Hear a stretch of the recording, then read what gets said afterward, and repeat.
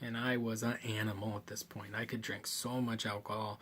I was pouring beer in my Cheerios in the morning. I was partying all night. They basically had to drag me back to the Airbnb because they were all more responsible than me, whereas I just wanted to rage. And New Orleans was amazing. I kept saying, this is like Vegas for adults. Because it was dirtier and it was about partying and buy one, get two. So you get 3 drinks for the price of one. It's awesome.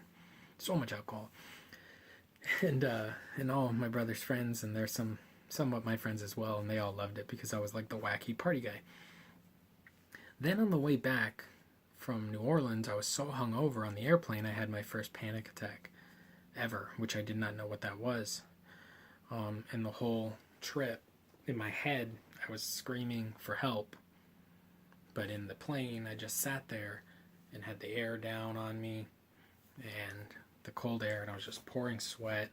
I was so hungover, and I think I was probably in some kind of symptoms of alcohol poisoning or dehydration. And I just kept living this nightmare of like causing a scene and having the plane have to make an emergency landing when everybody wants to get home. And I didn't know that was a panic attack when I got home. It was so brutal. I felt so sick and terrible. And I didn't know what it was. I didn't have a word for it then. So I went to bed, and a couple days later, I was hungover for days. A couple days later, I was driving for work, and then I felt like I was dying of a heart attack. And I pulled over, and I sat there like, oh, geez, I don't feel good. And then I just pictured myself dying in the driver's seat in this parking lot, and how long it would possibly take before somebody realized I was dying or dead and not taking a nap in my car seat. So I called 911, which meant fire truck came, my dad came. They couldn't find anything wrong. They thought I was just a drug addict or something. And I was like, no, I haven't drank in 3 days or 4 days or whatever. I went to the hospital. I had all these tests, and this was an avalanche of bills. Basically, nothing happened. They diagnosed me with panic disorder, PTSD. Not PTSD from the military, but I think it's still what they said. Just generalized anxiety, traumatic things. And I think I was triggering it because of the traumatic experience from the airplane. In the car, felt trapped again. Now, this brought on a roughly year or more that I couldn't drive. I'm a 31 or whatever year old man, and I went from driving sometimes 100 miles a day for work to not being able to drive around the neighborhood. I used to sit in the driveway and cry in the car, trying to just get used to being in the car, because I knew there was 2 options, and one was turning into somebody that never leaves the house or trying to fight it, and I chose to try and fight it. I got on a medication called Paxil. It was terrible. I hated it. It did help. I took small doses, but then when I used to take the higher dose, I tried to wean myself onto it. I used to have nightmares about finding my pets dead, and everything felt like a dream, but it probably was helping, and I decided I don't like big pharmaceutical companies, and I don't think they're trying to help. So I started listening to a lot of books and podcasts on YouTube, which prompts why I'm making this video, because hopefully somebody else is in that same situation, and then they're going to watch this and maybe like email me or whatever, and I can just tell them, how I did it, or, in this video. So I got off Paxil. I would still go out drinking. I remember the first night I went out drinking while on Paxil. Took it real slow because I wanted to be safe. But it never crossed my mind to quit drinking. But then I got off Paxil. I wasn't going to do that anymore. I'd rather just fight, white knuckle, tooth and nail, holding onto the steering wheel, just fighting back every emotion, trying to learn how to drive a car again. And I started being able to drive around short distances. I still, to this day, years later, I cannot get on freeways driving sometimes.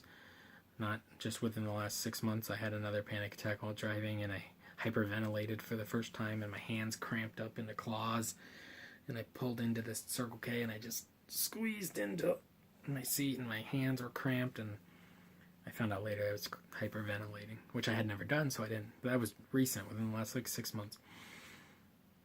But so I went to Boston.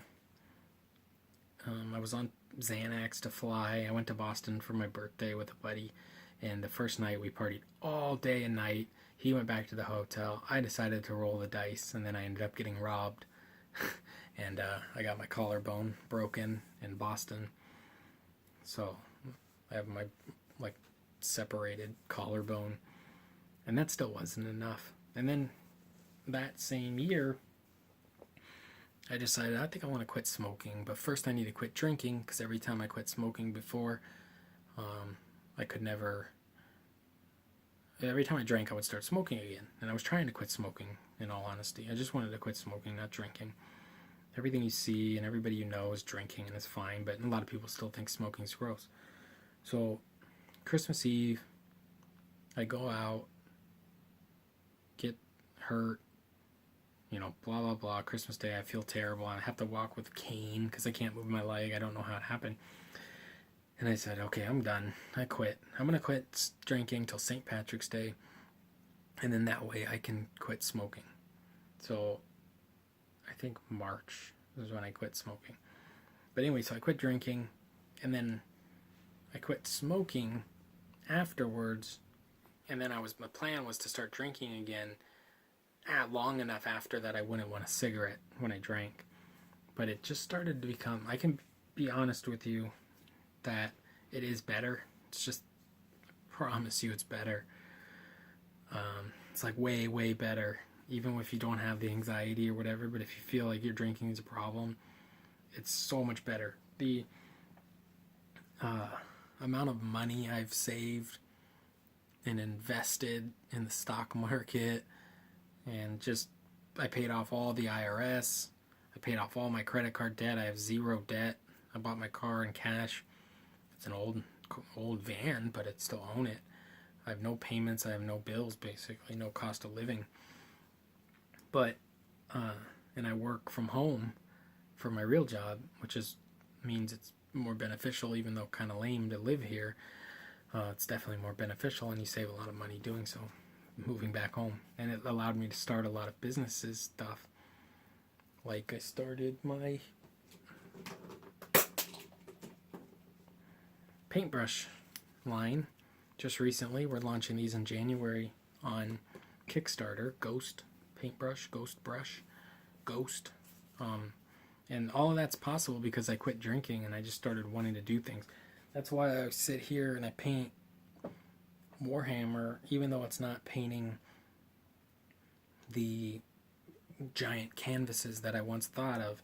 It's me painting, which is something I always loved and always thought about. I even have a self-portrait painting, assuming I didn't throw it away, of me homeless, painting on the sidewalk as a homeless person, because I figured even if I was homeless, I could still paint, it would be fine. And this was when I was in high school. I thought that, and I almost was homeless. So if you think like you can't quit, just try it for 30 days. Tell yourself you're just going to do it for 30 days, and then you're going to do it again. And maybe you'll see that it's better, and that after 30 days you can go 31, or maybe on day 60 you're worried that if you drink you're going to have a cigarette and you're only on day 12 of quitting smoking, so you can't drink yet. And then once you just pass one holiday, for me it was St. Patrick's Day. I was going to get back into the drinking game with St. Patrick's Day. And I was so excited, and I waited. Oh, I'm not drinking till St. Patrick's Day. I'm not drinking till St. Patrick's Day. I'm not drinking till St. Patrick's Day. And then it came and went. I didn't drink. Told everybody, nah, I think I'm going to wait till my birthday. You could use this strategy, right? You're going to let a lot of people down, but they're not looking out for your best interest, even though they love you because you're friends with them. They don't care about if you retire at 40 or never, right? If you're trying to retire and do what you love, that's not really in their best interest because they're not trying to do what they love. They're working and going out on the weekends and spending the money to justify why they had to go to work all week and buying themselves like clothes and stuff. They're not buying themselves 2001 hand-me-down sweaters from their older brother. They're going to buy new clothes because they got to impress these people at the bar. And so the amount of money you save should be worth something. I've had no hangovers in 2 years. That's got to be worth something. I've only been sick like maybe once a year, if that, for a couple days. No hangovers is a big one though. But what happened was, I might actually put this one in a different video. No, I'm putting it here right now. What happened was my buddy hit me up on 4th of July and said, hey, do you want to come down to the game store? I said, sure. I haven't been there in a while, but I still got all my stuff in my closet in my old bedroom. And I went down, and Age of Sigmar was brand new and just came out. So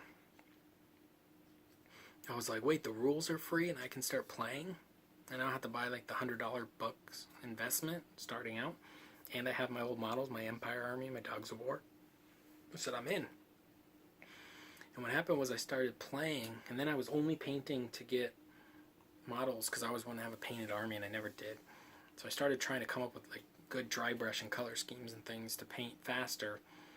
And it turned into, oh, I don't go out on Friday nights anymore because Saturdays I'm too hungover to play Warhammer, but I'll go out Saturday night because I don't play Warhammer on Sunday.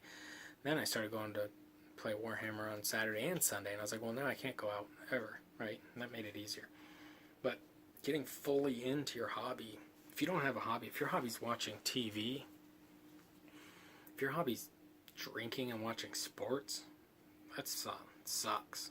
That's a sucky hobby. I promise you that. You might not be a binge drinker, whatever that I was, and maybe you handle it better, but maybe you don't. Maybe you just think you do.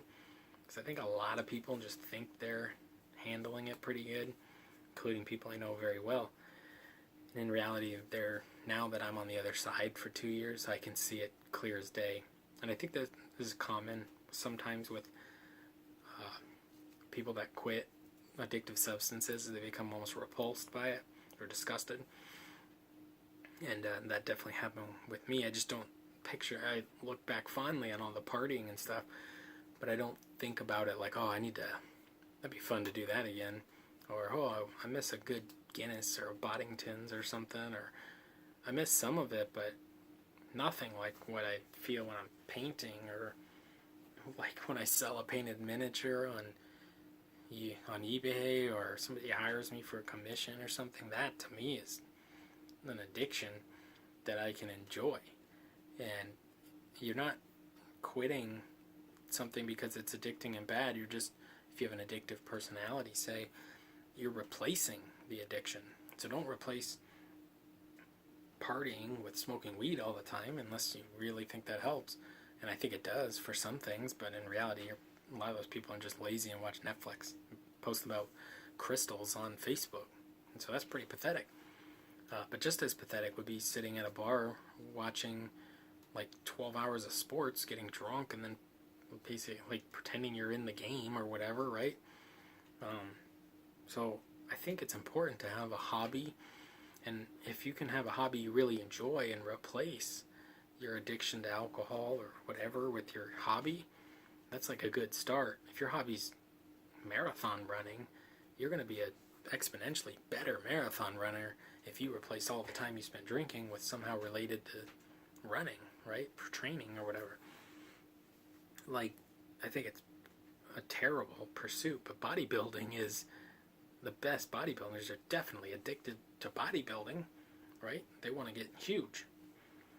Whereas that same person would easily be addicted to drugs and alcohol as well, or instead of, not as well, instead of, right? Because you have that, your brain wants to do things like that. That's why people need their coffee.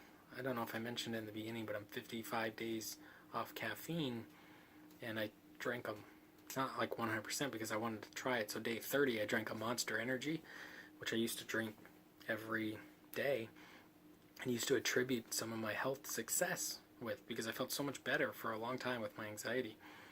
And I drank one Monster Energy on day 30, and I couldn't even finish it. I felt terrible. And I think because of my anxiety stuff, I'm more sensitive to these things.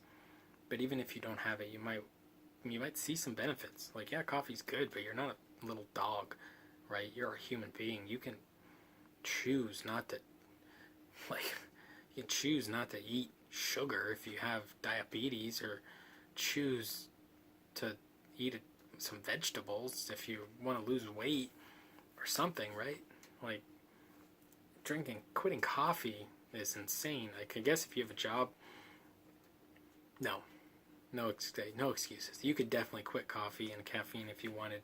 Absolutely no reason why you couldn't. I used to drink energy drinks every day, and I did it, and it's fine.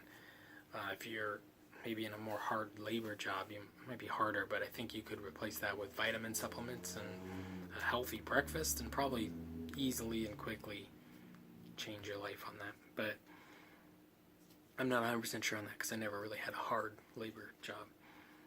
But if you want to quit drinking alcohol, I think you should be prepared. I used to always joke, yeah, if you want to be an alcoholic, be prepared to spend a lot of time laughing with your friends. And that's true. But if you want to quit alcohol, be prepared to spend a lot of time just enjoying yourself and your day and everything about it. Like, instead of laughing with your friends at the bar and then hurting for 2 days, where, you know, you post inspirational crap on Instagram or something, you could have spent those 3 days doing something you love. So that's my advice. If you want to quit an addiction, try replacing it with something you love. Try weighing it against things. What do you love more? Do you love your family more than alcohol? Do you love exercising and feeling good in the morning more than, you know, fast food or whatever? I still eat fast food. We'll work on that at some time. But this isn't like an all-around health thing. It's definitely more of an alcoholism type talk, because that's what I know very well firsthand.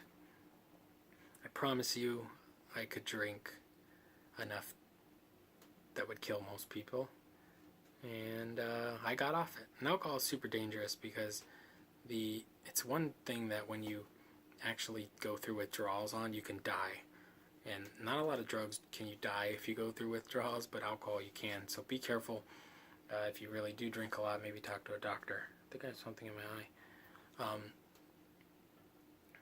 I don't know. That's just all I wanted to say. Hopefully this video finds you if it's something you need to listen to on the day after Christmas or something. But hopefully it helps somebody, or finds somebody that needs this, or somebody watches it. So we're going to put it up on the channel. If you're here for my gaming and painting and war gaming content, you know, please subscribe. If you're here for this talk on addiction and stuff, you don't need to subscribe. I'm not going to do this very often. So, you know, there's plenty of things on YouTube to find that'll be more helpful than me. But, you know, I don't know. If anybody's sober out there too, I'm going to LVO, Las Vegas. It'll be the first time I'm back sober as a bird. And if you guys want to do things that aren't partying, hit me up, because I'll be down to eat some burgers or whatever, hang out and talk nerd stuff. Anyway, good luck out there. It's almost, I guess Christmas is over. We should start today if you want to quit drinking, because the hardest days are going to be the holidays. So if you start today and don't go out New Year's Eve, even though maybe you already told your friends you were, or you go out sober or whatever, that'll be a huge boost in your confidence of being able to achieve quitting, if that's something you want to do. Talk to you guys soon. Be safe.